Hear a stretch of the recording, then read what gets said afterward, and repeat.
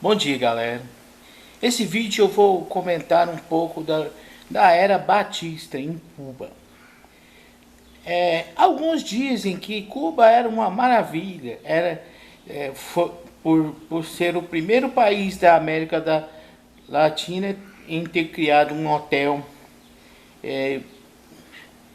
mas se esquecem dos níveis sociais desses governos, né? E esquecem que esses governos eram um serviço aos Estados Unidos. Esses governos levavam a cabo de tornar sua população na miséria extrema, tudo para quê? Tudo para agradar o governo dos Estados Unidos. E isso gerou, no período, desde o primeiro governo de Batista, em meados dos anos 90 ainda, até 1952, no seu período, no segundo período de governo dele, porque ele em 44 ele deixa o poder para o seu sucessor. Ele não tinha sido eleito propriamente dito. Ele era um militar do antigo exército que ganhou notoriedade por reprimir uma rebelião, né, na ilha, né? Uma rebelião através de soldados rasos que ele subiu ao poder por conta disso, né? E, e ganhou tão notoriedade que ele pôde colocar servidores a seu bel prazer, inclusive parentes no governo cubano. Isso foi crescendo uma indignação do povo cubano, né? E, e logo no segundo governo dele, que ele assume o poder de forma através de uma revolução em 52, ele já começa a ter opositores ferrenhos, né? Opositores estes que um deles era o grupo de Fidel Castro, que conseguiu aglutinar os elementos combativos em prol dos interesses deles. No episódio da invasão do quartel de Moncada, que o grupo de Fidel é capturado e ele faz a própria defesa num dos seus primeiros longos discursos. Ele termina dizendo que a história o absolverá. Essa defesa que não deu certo porque eles foram condenados, mas 2 anos depois eles foram anistiados e foram para o exílio, aonde eles conheceram, o Fidel Castro conheceu Ernesto Che Guevara.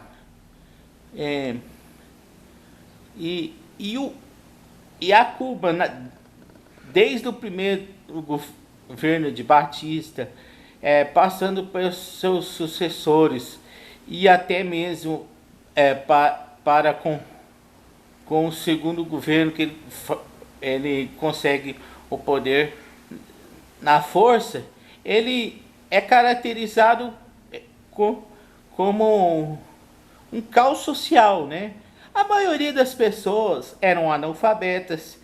A mortalidade infantil em Cuba era comparável a níveis de países africanos com pior situação, para vocês terem uma ideia.